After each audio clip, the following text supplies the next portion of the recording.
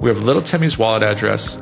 We have the cost of Little Timmy's crack lemonade at 0.1 BTC and the number of lemonades purchased.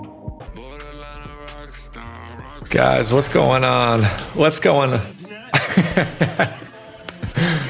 on? So just picking up right back off where we left on the previous episode. So I just waited for sorry, let me just close this loom real quick. I just waited for Russ to kind of finish that. Guys, I'm going to turn my headphones down just a smidge. It's a bit loud.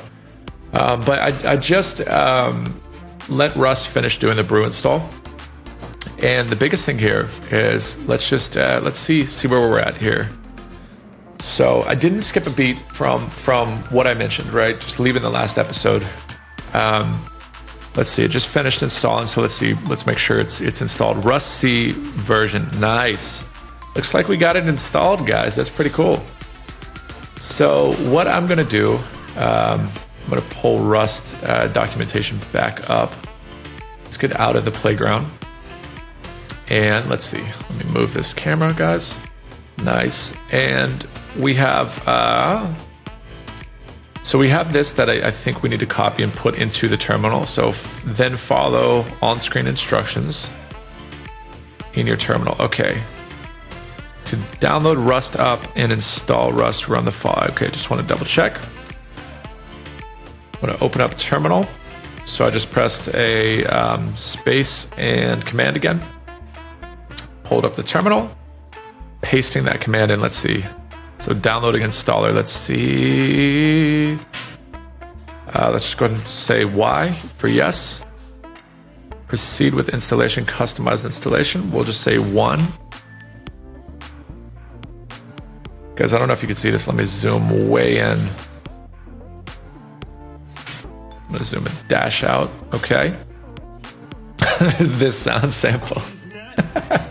So funny. Awesome. So we have Rust installed.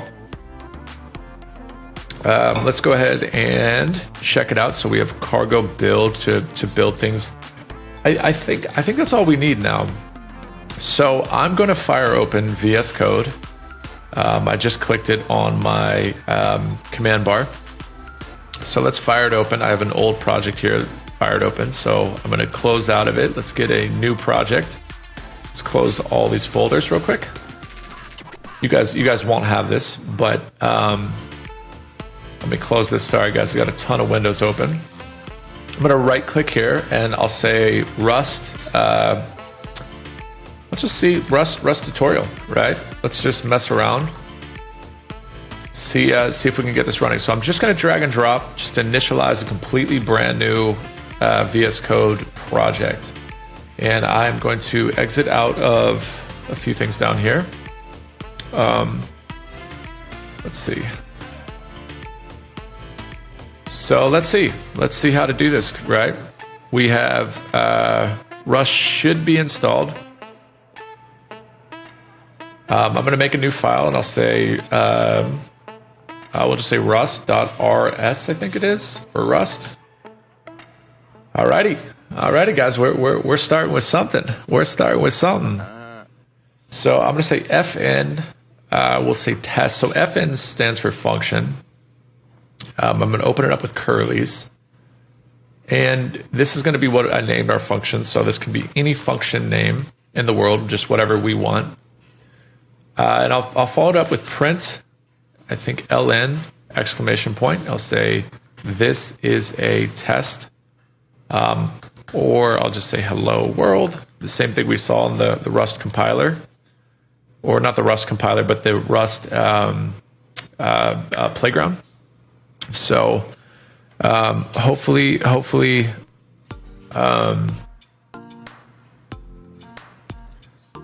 it shows here. I'm going to pop open the terminal by pressing command. Guys, let me zoom in too, forgive me.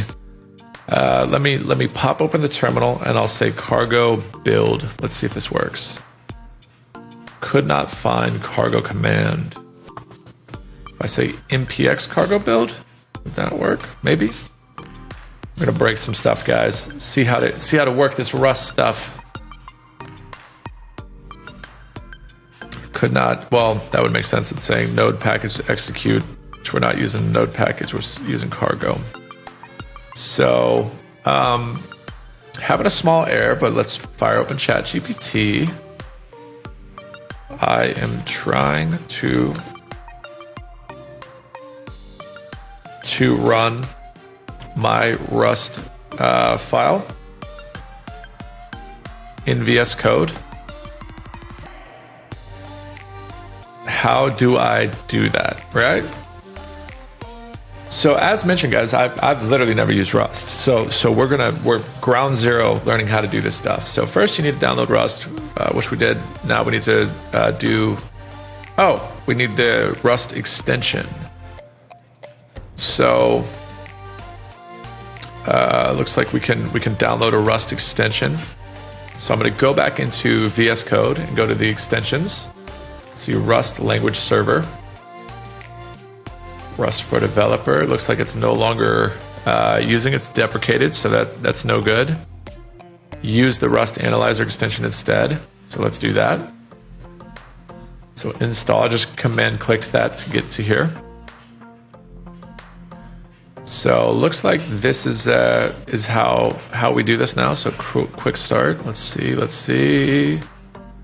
And there's one more extension. I think it's just literally called Rust that helps us with Rust snippets and just code things. So it says to use this Rust syntax. Okay, we'll download that as well, and this Rust extension. So we should have this Rust extension installed, the Rust analyzer, and the Rust syntax. So I think that'll help us just kind of with our dev process altogether. Let's go back to ChatGPT and see how to do this. So Command or Control Shift X, or install the search for Rust. Boom, boom, boom. Open your Rust project. Build your Rust project using the Control Plus or from the view the terminal, and run cargo build. Okay, so we did that. It didn't work. Cargo build. Could not find cargo.toml. So, let's see that. So when I run cargo build, I get this error. Guys, we'll get moving too. It's just sometimes setting up and stuff, there's always these tiny things. So you're going to run into your own tiny stuff as well. So just do not be afraid to wrestle with it and be patient. Stick with it. Stick with it.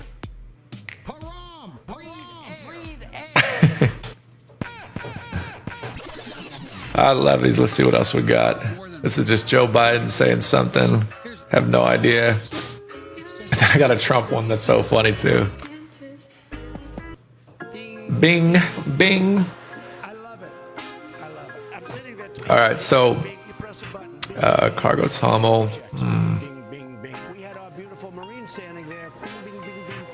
Let's see. Let me move my face real quick.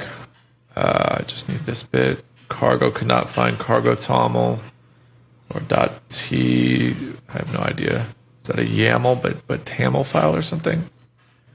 For Rust cargo build. Let's see. Could not find.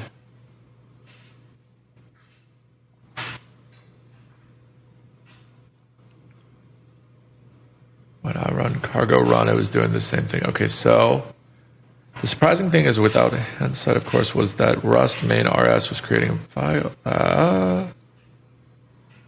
Turns out I created all my Rust packages up to that point using Rust new project name. Create your project with cargo new project name -bin. So let's try that command. I'll try right here and see if that kind of does some configurations. So created binary application. So maybe that's what we needed was a few things like that. So we have project name here, and this is our src, and we have a main. Okay, so I'll delete this rust.rs that we started. Let's go to the main folder. It looks like it was exactly what we were doing. And Maybe I need to come to my terminal and cd into project-name. And let's try cargo build. Let's try it one more time. See if this will work now.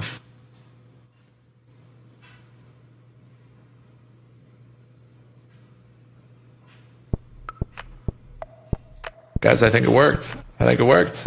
Building, building, building. Nice, nice. Nice, folks, nice. So finished. And then I think there's an exe file or something like that that we get. Let's see. Just feeling around, guys. I have no idea what I'm doing. You know what I mean? So the first thing to kind of do is just feel around and see how to run these things. You know, break stuff.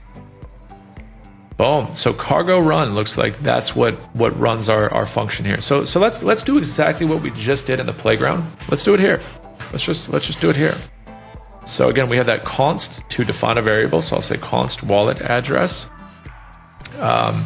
See, it's trying to give me a string like it's TypeScript. What if that would work?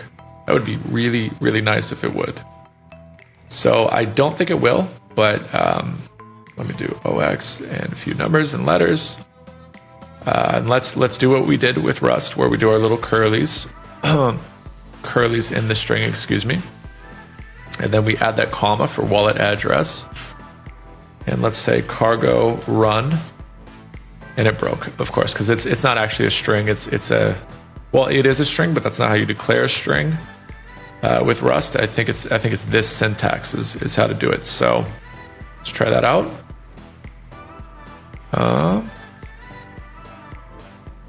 Okay, let's see if it'll tell us what the syntax is. Add. Oh, so it does assume it's a string already for us, I think. So we may not have to do as much typing as I thought, which helps. Oh, needed to save. Okay. Nope, we do. Okay. I was hoping VS Code would somehow help us there. So, but not a big deal. So we'll do cargo run, convert identifier to uppercase. Got it. So let me do that.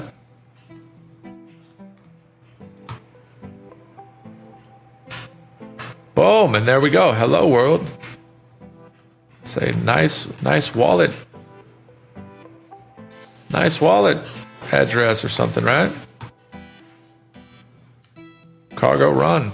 Nice wallet address, and there it is. There it is in our terminal. Your terminal might look a little different. Not a big deal. Not a big deal. But guys,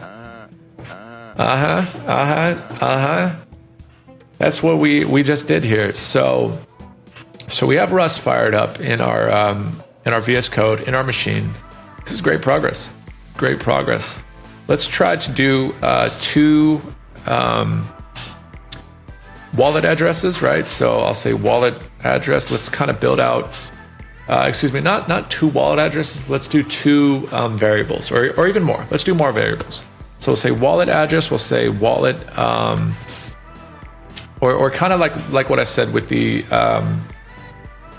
Lucid chart, right? With little Timmy. Oh, I destroyed little Timmy's lemonade stand that we talked about. So here's our little Timmy's lemonade stand, right? Let's rebuild this real quick so I can kind of give you guys concept to code type thing. So here's me again. I want lemonade, right? Little Timmy sells the crack of lemonade. So I want more lemonade. You know, his stuff is fantastic. And what I want to do is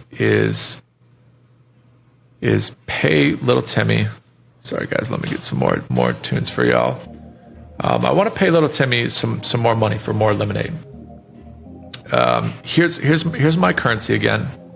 Right, my BTC. Let's revamp this. You know what I mean? Let's reiterate this and iron it out a ton of times until we're 1,000,000% there. Here's our smart contract in between little Timmy and I. But smart contract, just fancy word for just saying here's the parameters that need to be met for this function to happen. for this exchange to happen. Here's little Timmy's crack of lemonade. It's really good. It's good stuff, right? He's selling it out all the time. He's super good at what he does. Drives a hell of a bargain.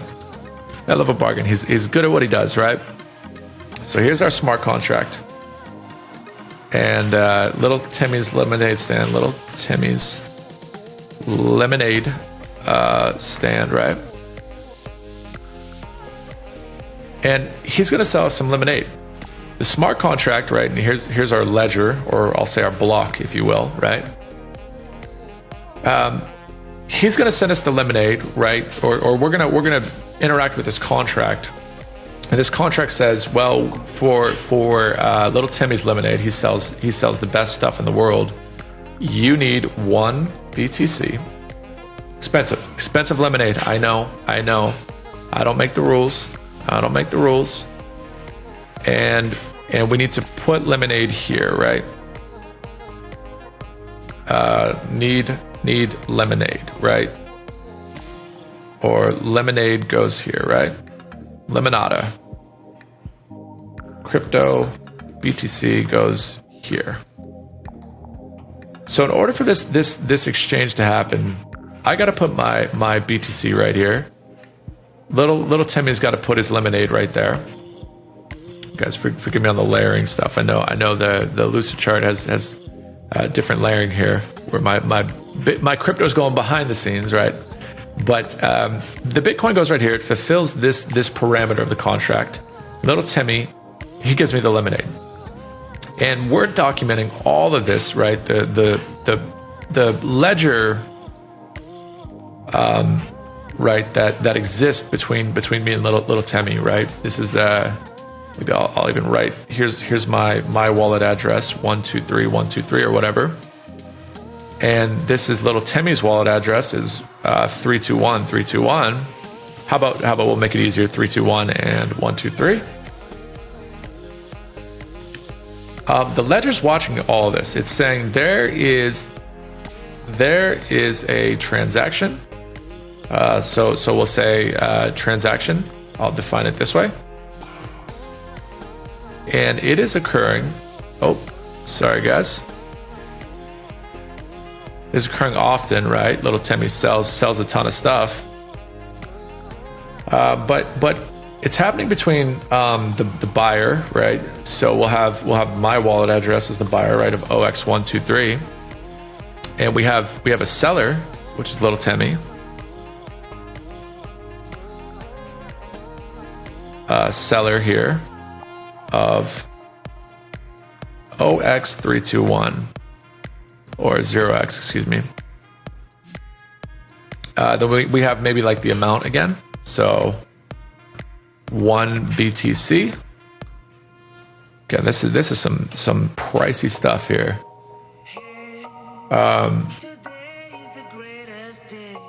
And then we also have, you know, maybe the value of what we're buying, right? Like the product of what I bought.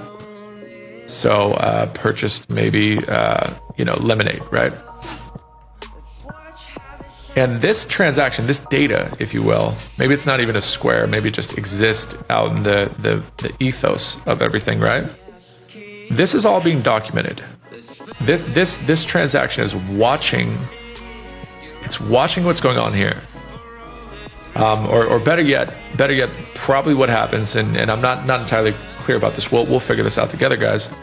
But I imagine the smart contract, once the transaction occurs, it's going to emit this data and say, here's all the data, and you need to put all this data on the block. So this transaction happened. Little Timmy gets his Bitcoin, right? Let me see if I can get that Bitcoin behind the scenes, guys. Little Timmy's sneaking one on me. You know, he's a conniving businessman. And I get my lemonade. This transaction now occurs, and it gets wrote on the block, on the blockchain, and then ultimately when we have enough of these that, you know, there's a ton of transactions happening on this block, it's filled up. The blockchain will now make a new block for more space. when this block gets filled up. So boom, it got filled up. It'll now be pushed onto the blockchain somewhere in the ethos, and a new block will emerge, right, or be presented, or I don't know the correct words for it, but a new block will be accessible to add more of those transactions to when this one gets filled up. So that's bird's eye view of what is happening. But all I wanted to do, let's play some more jams. All I wanted to do was just kind of break down this. So we have the buyer. You could see on the code, right? We have our wallet address. So we just need to describe the buyer or the wallet address, or the receiving wallet or the sending wallet, right? We just need to describe these things. So I could say wallet address, or I could say like buyer. We can describe it however we want. A buyer wallet address, and we could say seller wallet address, right? And I know on the blockchain they have kind of pre-configured terms for this. This would be my 123, and this would be little Timmy's 321, his wallet address. We would say const amount of oh, what happened? The music stops. Guys, the music stopped. But that's fine. That's fine. We don't need to keep the music going. In fact, I think it all stopped recording here. So I'll just start that recording a bit. One more. Should be back up and running. Breathe air. Perfect. So the amount is here. So the amount of crypto, right? We can describe it here. Amount of crypto. And maybe this is going to be a different variable. This will be that like I32. I'm not sure what I32 is again. If it's 32 bits for numbers and stuff, but we can describe all these things. So we have amount of crypto. It's like our amount of BTC, right? And maybe it's not 1 Bitcoin. That's kind of a lot. So we'll say it's like 0.1 Bitcoin, right? 0.1 Bitcoin. So it's a float value. And then we have const, maybe amount of lemonade or something, right? But we need to describe all of these parameters and all of these things happening as they happen. So that's how I'm describing them here, right? Just to put again concept to the code. When all this stuff happens, our smart contract is going to be pointing at these variables, I imagine. So that's what I'm kind of trying to build here. So we have let's go ahead and start filling out these variables. We have sent from this would be the buyer wallet address, right? Or we can describe it as whatever. Purchase happened.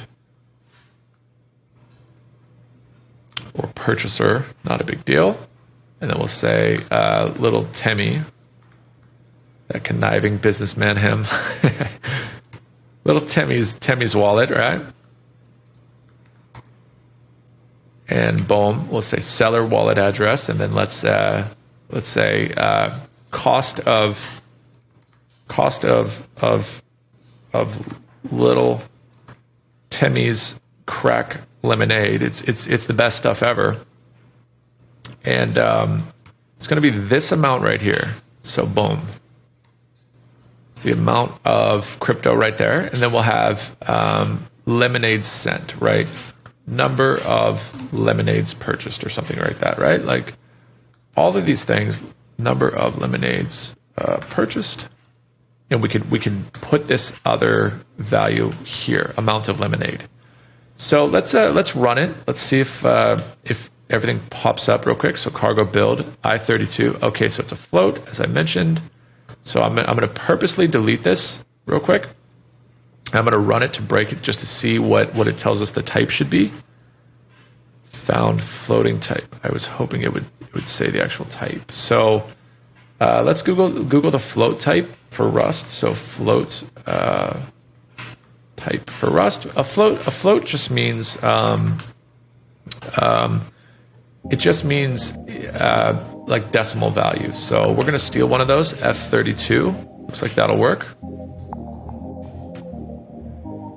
So that'll be a I32, I think, for whole values. And let's see if that works. So expected I32. Oh, I needed to save. I didn't save. Let's try one more time. Building, and let's see if it compiles and runs. And this way we can kind of see roughly what a transaction would almost look like. Let's see. So boom, and this is kind of what a transaction would almost look like. We don't need all the exclamation points. Forgive me, guys. I'm gonna delete those. Oops. Let's run it one more time. But this is roughly what a transaction could take shape in. Is here's the purchaser's wallet. Here's little Timmy's wallet address. Here's the cost of little Timmy's crack lemonade, and we could also add the value after, right? So I could say BTC after. I can even make a variable for that. I think what I can do is, so we'll say currency denomination, right? So whether it's in Ethereum, whether it's in Bitcoin, say string, well, we'll just keep it BTC for right now. And what I can do right here is just add another one of those brackets. And then to the right of this on line 10, I'll just add the currency denomination right next to it. So let's run it one more time. I'll add my little colon, I forgot that, or semicolon. Let me save, and boom, let's run it. Let's see. So everything came out. We have the purchasing wallet, we have little Timmy's wallet address, we have the cost of little Timmy's crack lemonade at 0.1 BTC, and the number of lemonades purchased. Guys, we're shaping the data for our very first transaction. So that is super exciting. I think that's an appropriate stopping place. I think we did enough today where it's great progress of we got Rust on our machines, and we're starting to kind of understand some of these type concepts. We're printing some data that's relative to a blockchain, so we're understanding kind of how these data models might start shaping up when we start doing these blockchain transactions and swapping things over with other wallets. I think it's a great stopping place. So great work on today. I'm going to see you on the next episode. Cheers.